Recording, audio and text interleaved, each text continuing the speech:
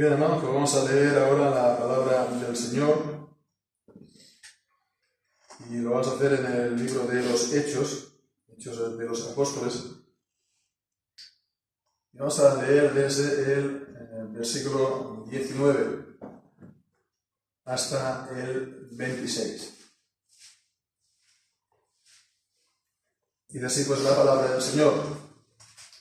Y los que habían sido esparcidos a causa de la persecución que sobrevino en tiempo de Esteban, anduvieron hasta Fenicia y Chipre y Antioquía, no hablando nadie la palabra, sino solo los judíos.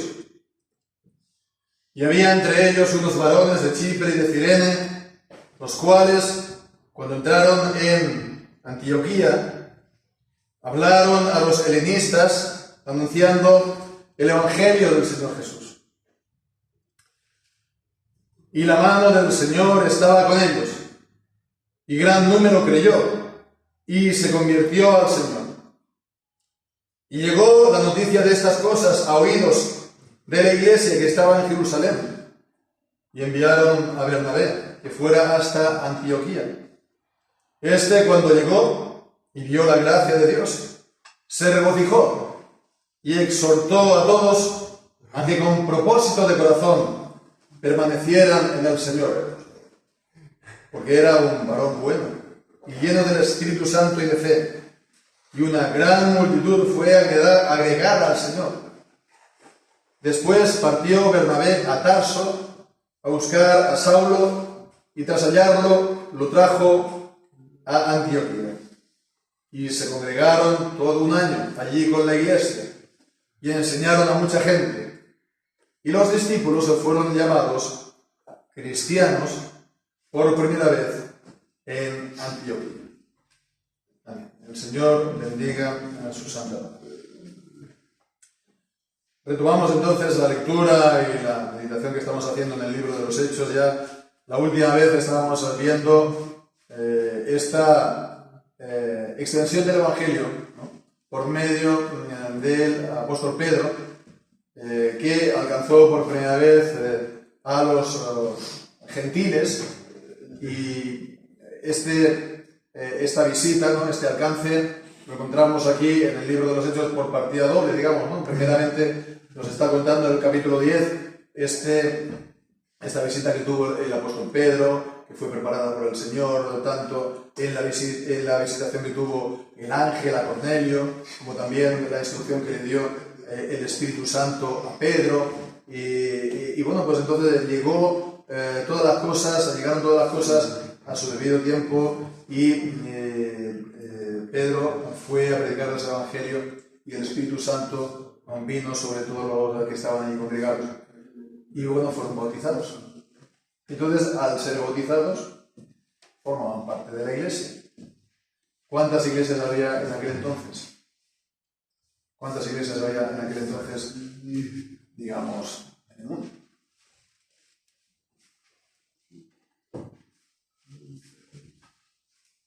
¿Cuántas? ¿5, 6, 8, 10?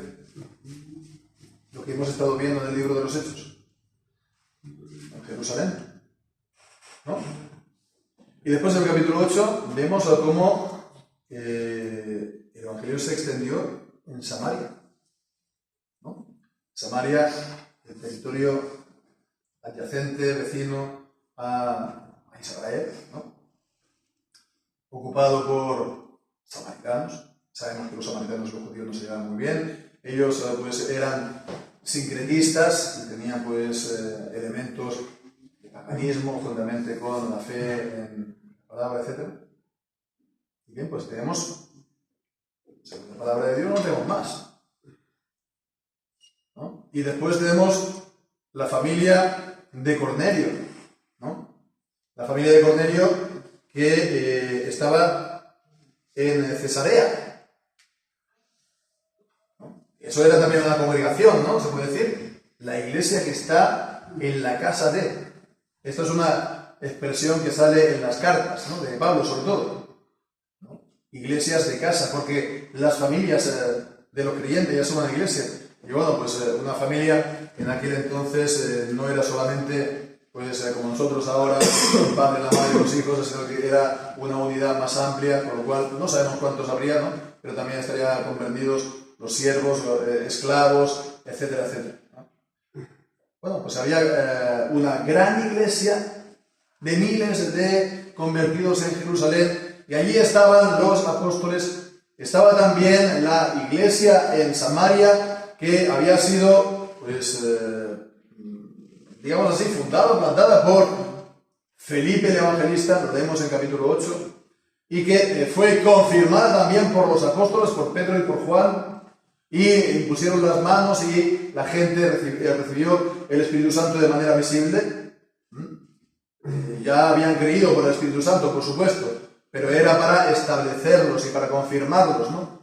De esa manera el Señor estaba confirmando visiblemente la obra que había comenzado y hecho entre ellos. Por lo que nos dice en el capítulo 8 también se tendría que ser muy numerosa. Y ahora pues vemos que también alcanza más sitios.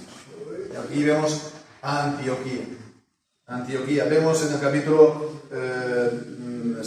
11, versículo 19, los que habían sido esparcidos a causa de la persecución que sobrevino en el tiempo de Esteban.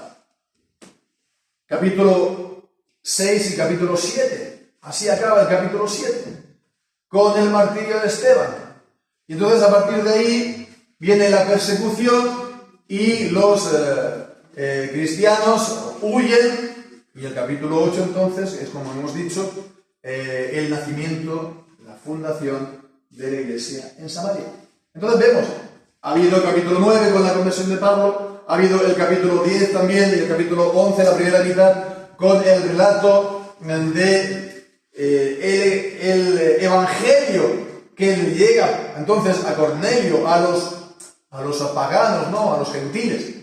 Y ahora vemos, se puede decir que es como si volviera atrás, ¿no? Es como si volviera atrás al momento del inicio del capítulo 8. Para decir entonces que se va a formar también otra iglesia. Se va a formar otra iglesia en Antioquía. ¿Dónde está Antioquía? ¿Nos suena Antioquía?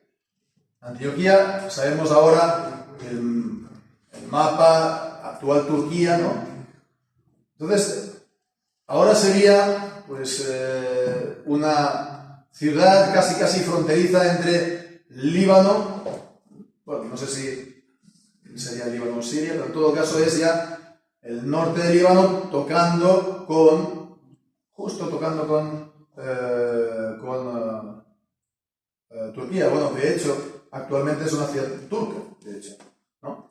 Pero es como si fuera una lengua de tierra que va por abajo. No es costera, pero está al lado del mar. Y era la tercera ciudad más importante del Imperio Romano, ¿no? Con centenares de miles de personas viviendo ahí. 500.000, 600.000, ¿no? Hablo de memoria, pero era una ciudad importantísima. Estaba Roma, estaba Alejandría y estaba Antioquía, ¿no? Bien, pues entonces llega allí el Evangelio y todo, ¿por qué?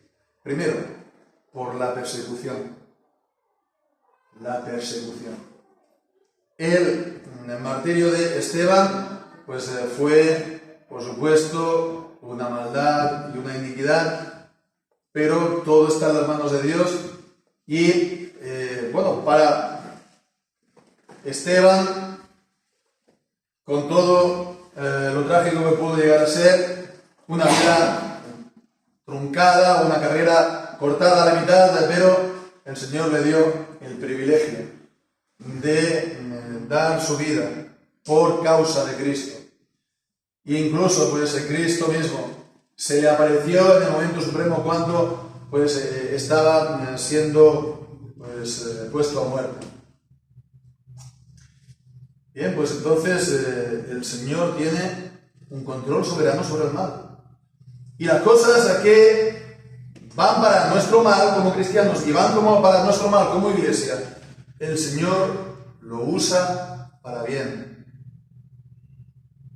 No hay nada, nadie puede hacernos nada.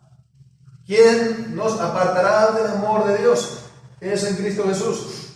Persecución, espada, ¿no? Imposible, nos pueden matar, ¿no? Pueden hacernos daños exteriormente, pero nuestro espíritu es libre porque el Señor nos ha dado esa libertad, que somos siervos de Él y por lo tanto nadie nos puede dañar espiritualmente. Todo es para nuestro bien. Y eso también la Iglesia. ¿Quién lo iba a decir, verdad? Viene la persecución y entonces están los hermanos, entonces se tienen que ocultar, ven que es demasiado peligroso, por lo tanto se van todavía de la ciudad y allí donde van, ¿qué hacen? Pues primero en Samaria y ahora en Antioquía. Se planta la iglesia, se extiende el evangelio. No hay nada que nos puedan hacer. Si estamos en la voluntad del Señor, si estamos en el Señor, somos invencibles. Nadie nos puede hacer nada. Evidentemente nos puede hacer mucho daño, como Esteban, pero será para nuestro bien, será para el bien de la iglesia. Será para el bien de los creyentes. Somos invencibles, ¿no? Lo tenemos que repetir. El mundo, ¿no? El diablo. Todo lo que nos hagan, movidos por odio. Todo lo que intenten contra nosotros. El Señor lo va a traer para nuestro bien. Y para el avance de su reino. Para el crecimiento de su iglesia, para la gloria de su nombre. Bien, pues entendemos, es lo que ocurrió en Samaria, y es lo que ocurre aquí también en Antioquía. No hemos de tener miedo. Las puertas del infierno no prevalecerán contra nosotros. Y si estamos siendo atacados o perseguidos, no tenemos nada que temer. Y alguien podrá decir, bueno, pues entonces yo no sé si este daño o este mal que recibo es, no será porque el Señor está airado contra mí, no será porque el Señor me está castigando, no será un juicio de Dios contra los cristianos, contra la iglesia. Ahora nos tenemos que ocultar todos y nos tenemos que ir todos de aquí. ¿No es esto un juicio contra la iglesia? ¿Cómo saberlo entonces? ¿Cómo saberlo? Hemos de verlo si es porque ha venido esa persecución. ¿Ha venido entonces por dar testimonio del Señor Jesucristo? Si ha venido por dar testimonio del Señor Jesucristo y las cosas se tornan mal para nosotros, pues no tenemos ninguna duda. Esto se nos viene a nosotros, ¿no? Por causa del Hijo de Dios, por causa de Jesucristo, por causa de su nombre. Tenemos entonces las promesas, ¿no? Que, todo daño que hagan contra nosotros mintiendo, pues entonces nos debemos de gozar y alegrar, porque nuestro nombre está escrito en los cielos. Si nos meten en la cárcel porque hemos hecho algo malo, ¿no? Pues entonces decimos, sí, esto es por un juicio de Dios, ¿no?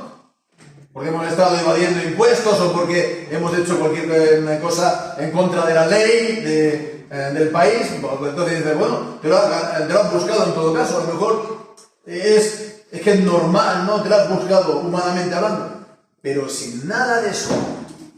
Si es por causa del Señor Jesucristo, entonces enteramente, 100%, estamos seguros, ¿no? Es el plan que el Señor tiene para nosotros y es un plan de bien y es un plan de bendición, aunque ahora nos parezca difícil verlo, podemos decir, ¿no? Entonces, esto es una de las cosas, ¿no? Bueno, pues persecuciones. Y dan lugar a ¿qué? A una iglesia que se forma primero en Samaria y después en Antioquía. Y segundo, pues vemos aquí que ¿quiénes lo hicieron? Los que habían sido esparcidos a causa de la persecución que sobrevino en tiempo de Esteban. Los que, ¿no? No da nombres. Se podría decir que estos son cristianos anónimos. Cristianos anónimos. Sin embargo, vemos en el capítulo 8 pasó algo parecido, porque en el capítulo 4 dice: los que fueron esparcidos pasaban por todas partes anunciando la palabra. También es así. Los que pasaban no dan los nombres. Son cristianos anónimos, se puede decir cristianos de base. Eso sí, a continuación del versículo siguiente, el versículo 5, está entre ellos Felipe. ¿Y quién era Felipe? Él era uno de los 7, uno de los primeros oficiales, ¿no? Después de los apóstoles, bueno decir diáconos, ¿no? Pero que también tenían el ministerio de la palabra o de testimonio, como vemos aquí con capítulo 7, capítulo 6 y 7 con Esteban, que también hacía señales y prodigios. Y también, pues, Felipe estaba predicando la palabra. Y él era, por lo tanto, un oficial de la iglesia. Ya vemos así. Él había sido elegido para un servicio, para un ministerio en la iglesia. Pero aquí en el capítulo 11, no hay nada de eso. Son los que pasaron por ahí. Los cristianos de base. Los cristianos de base. Los cristianos anónimos. Que no tienen, pues a lo mejor un ministerio. Que no tienen entonces un servicio oficial, aunque todos, por supuesto, hemos de estar sirviendo a Dios. Y esto es una cosa que también hemos de subrayar, ¿no? Si tenemos aquí un boli de color. Los que habían sido esparcidos a causa de la persecución que sobrevino en tiempo de Esteban, anduvieron hasta Fenicia y Chipre y Antioquía, no hablando a nadie la palabra, sino solo a los judíos. En contraste con lo que habíamos visto con Cornelio, pero también Pedro les fue a anunciar el Evangelio porque había recibido una revelación especial. Si no, seguramente a él tampoco le viene a la mente de ir a la casa de un gentil a predicarle, porque eso era abominación para él, ¿no? Y tenía que haber sido este rechazo que él era tan profundo que tenía que haber sido vencido directamente por el Señor, por una revelación de Dios. Pero los otros no la tenían. Es normal que no fueran ahí predicando a samaritanos, esto en este caso por lo menos, o a los paganos en Chipre, en Fenicia, etc. ¿A quiénes lo hicieron? A los judíos, ¿no? A los judíos, y en particular entonces hablaron a los helenistas, ¿no? Helenistas, que vemos, viene la palabra también Helena, el nombre propio, que bueno, es también para referirse entonces a los judíos de helenos, es decir, griegos, ¿no? De lengua griega, judíos que no vivían en la tierra de Israel, en Jerusalén y Judea, etcétera, Galilea, sino que estaban en el Imperio Romano, sobre todo pues por estas, en la zona, digamos, en la vertiente, digamos, del este, ¿no? Había una importantísima colonia allá en Alejandría, en Egipto. Y bien, pues entonces ellos, ¿a dónde van? Van anunciando la palabra. ¿A dónde van? Anuncian la palabra. Y esto es una cosa también a tener en cuenta. La segunda idea que yo destacaría, ¿no? Que los creyentes de base también podemos dar testimonio y hablar de Jesús y hablar también de la palabra de Dios. Que no hemos de esperar que lo hagan entonces solamente todo el pastor o los ancianos o los diáconos, los oficiales. Todos los creyentes podemos dar testimonio acerca de Cristo. Todos podemos hablar a los demás acerca de lo que sabemos de la palabra de Dios. Todos podemos dar testimonio acerca de Jesucristo, que es lo más importante. Ese es el Evangelio. Y pues hablar que eres el Hijo de Dios y que eres el Salvador del mundo. Y que todo aquel que en él crea y que se arrepiente, que se vuelva al Señor, pues tiene vida eterna. Recibe el perdón de pecados. Recibe la nueva vida del Señor. Y bueno, pues entonces también llega a formar parte también del cuerpo visible del Señor Jesucristo aquí en la tierra, que es su iglesia. Y todo esto lo podemos hacer todos los creyentes. No hace falta, a lo mejor, grandes discursos. No hace falta una gran oratoria. A ver, mejor tener conocimiento de lo que se va a decir que no tenerlo. Mejor estar preparado, ¿no? Que no, pues, estar balbuceando, o a lo mejor, si hablas con alguien que te puede meter en un aprieto. Pero para eso también es nuestra responsabilidad estar leyendo la Biblia, sobre todo, estar formándonos, y también el ministerio de enseñanza que hay en la iglesia. Aprovecharlo personalmente. Es decir, integrarlo, ¿para qué? Para que lo que yo oigo, entonces, lo puedo compartir. Primero lo asimilo, primero lo integro conmigo, ¿no? Lo hago mío, ¿no? Me da ideas, me da palabras a lo mejor. Y esto pues me ayuda a, si yo entonces hablo con los demás, se lo digo, ¿no? Y esto, ya digo, es algo que lo encontramos en la Biblia. Bueno, pues creo yo que en el mundo, digamos, actual, mundo, digamos, eclesial actual, ¿no? Pues esto sobre todo es el énfasis en el que, de los evangélicos, de las iglesias evangélicas, ¿verdad? Que todos los creyentes han de dar testimonio. ¿Se llegan a excesos? Pues seguro que sí. Seguro que, pues entonces, en estos círculos, pues a lo mejor cualquiera, ¿no?, da testimonio, y si hay algún convertido, pues se queda con él, y a lo mejor ya él piensa que va a ser el pastor, ¿no? O se va a poner aquí de profeta, o incluso, más aún, ¿no?, de profetisa, ¿no? Con aquellos que han dado testimonio y está alrededor de ti. Y eso tampoco se tiene que hacer, porque ya veremos también la continuación de la historia, que no vamos a poder verlo ahora, ¿no? Que entonces fueron llamados la iglesia de Jerusalén, y se quedaron también ahí ministros, y se llamaron a maestros, y se dio la forma, y hubo ministerio. Es decir, que no fue aquí pues por generación espontánea, y aquí cada uno pues hace lo que quiere. Entonces, no es eso. Tiene que haber un orden. De hecho, hay un orden. La iglesia tiene un orden bíblico.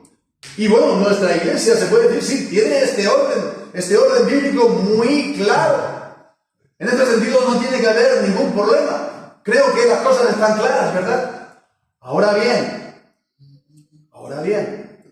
creo que hemos de aprender de la gente, ¿no? O de lo bueno que vemos en los demás, para hacer lo propio. Entonces, esta idea de que todo creyente puede compartir el Evangelio, es que la tenemos que suscribir, porque vemos, está en la Biblia, es bíblico. Y bueno, pues esto es lo que ocurre, ¿verdad?, cuando se olvida esto. Iglesias que a lo mejor son muy formales, que tienen mucho orden, o que, pues son iglesias históricas, pues tienen todo esto que acabo de decir, pero le falta esta chispa, le falta esta, digamos, ¿qué vamos a decir? Vida, ¿no? No estoy hablando aquí de que carezcan de vida espiritual, ¿no? Pero digamos ese celo, ese fuego, ¿no? Ese ímpetu, ese entusiasmo. Y, bueno, pues, ¿qué es lo que pasa? Que el entusiasmo se va en grupos de hermanos que están muy bien intencionados, pero muchas veces con muy poca enseñanza, con muy poca preparación, con muy poco orden en cuanto a las congregaciones, como digo, ¿no? En las obras pues se comienzan, sí, y después se estancan y después a saber si continúa o no. Bien, pues entonces pongámonos esto también en nuestra mente y en el corazón para que lo apliquemos. Porque es una responsabilidad de cada uno. Porque, sí, es una responsabilidad de cada uno vivir como creyentes en todo lo que hagamos. Y vivir como creyentes significa que se ha de ver en algo que somos creyentes, ¿verdad? En comparación de los que no son creyentes y que no viven como creyentes. O a lo mejor es que va a ser que un creyente que vive como creyente va a vivir exactamente igual que un no creyente que vive como no creyente. ¿Dónde está la diferencia? Entonces, todos hemos de vivir como creyentes para glorificar a Dios en lo que hacemos, en nuestro trabajo, en nuestra vida. Se tiene que haber entonces una vida diferencial, algo diferencial entre nosotros. Y bueno, pues entonces esto va a generar también entonces interés y curiosidad, y va a preguntar, bueno, ¿y tú eres cristiano? ¿Y qué es lo que creéis? Etcétera, etcétera, ¿no? Esto es lo mínimo. No estamos diciendo que tú tomas la iniciativa, que tú vayas y te pongas a dar testimonio a 5 o a 10 cada día, que tú vayas a ellos como van los llamados estos, ¿no? Que van por las calles y por las casas, ¿no? Y tienen que hacer un cupo. No estamos diciendo esto. Aunque si uno se propone en su corazón servir al Señor también de esta manera, y no es algo forzado, no es una ley que se le impone, ¿verdad? Pues bienvenido sea, no pasa nada. Bien. Entonces, lo mínimo es esto. Vivir como cristiano y esperar estas oportunidades que el Señor nos pueda dar para dar testimonio. Otra opción es tener una actitud más, llaman ahora proactiva, y dar testimonio. Sin duda, estos hermanos que fueron esparcidos tenían esta segunda actitud, porque ellos eran selectivos. Ellos, su objetivo era claro, a los judíos iban a las sinagogas y entablaban conversación y les daban testimonio según las Escrituras acerca de Cristo como Hijo de Dios. Y es entonces el mismo padrón de Jesús que predicaba en las sinagogas y de los apóstoles que también comenzaban la misión por las sinagogas. Entonces, bueno,